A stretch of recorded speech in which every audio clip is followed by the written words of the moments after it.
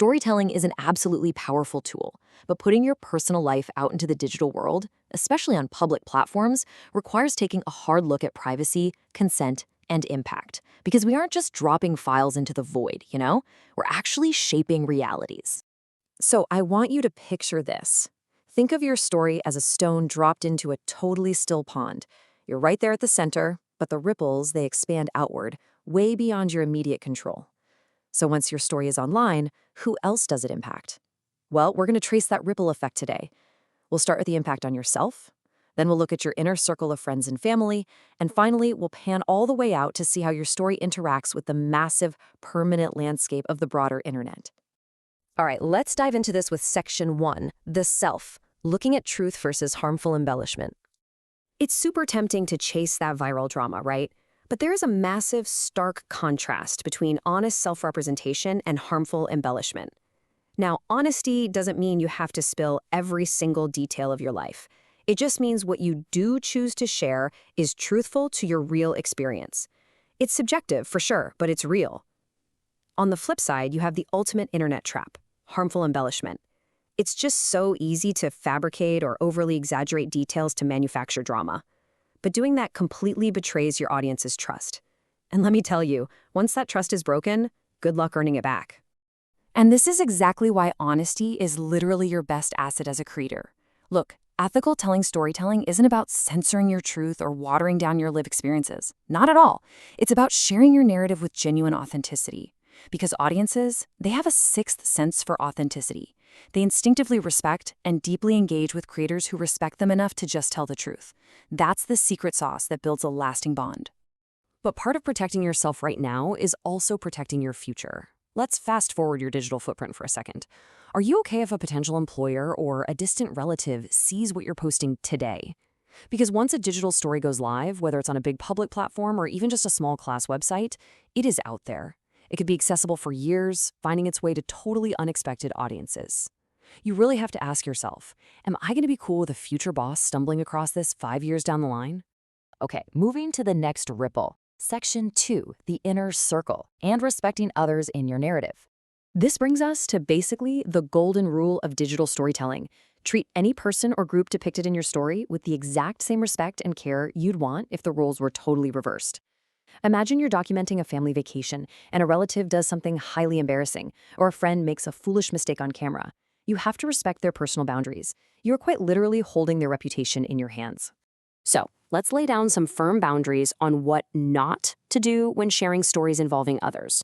You must never, ever divulge someone else's personal secrets without their explicit consent. If your story involves a conflict, say a huge falling out with someone, the ethical move is to stick strictly to your own experience of that conflict. Don't make unproven accusations. Don't expose them unfairly or lean on cultural cliches. You want to share your feelings, not attack someone who doesn't even have the microphone to defend themselves. So how do we actually do this? Let's get into Section 3, a practical toolkit on how to anonymize personal stories. Honestly, these simple tweaks can save relationships. Let's run a quick scenario. You want to talk about a really difficult situation with a roommate. Step 1, edit out precise locations.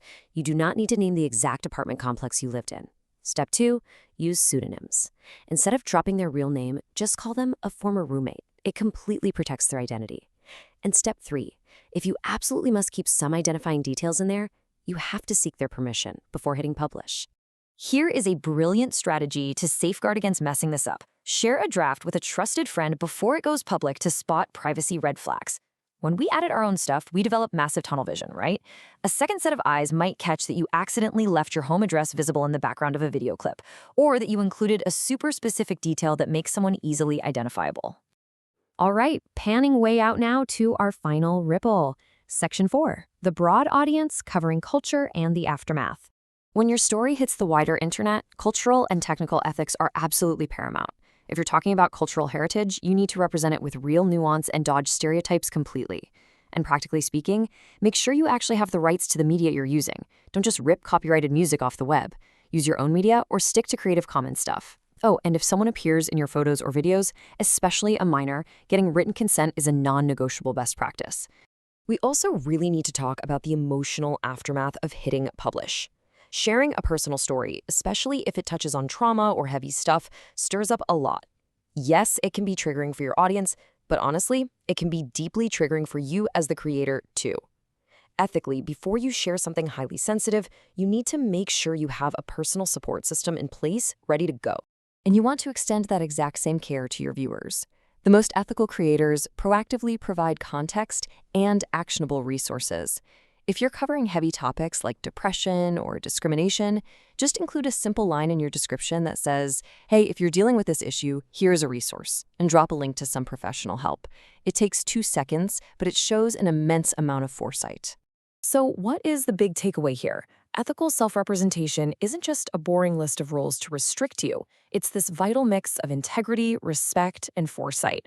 By being authentic while respecting boundaries, you ensure that your digital story is artistically powerful, for sure, but also incredibly responsible and fair. Which leaves us with this final, incredibly important thought. Storytelling holds immense power. It shapes how people see the world, how they see each other, and how they see you. We have never had easier access to the tools to broadcast our lives, which means the responsibility has literally never been higher.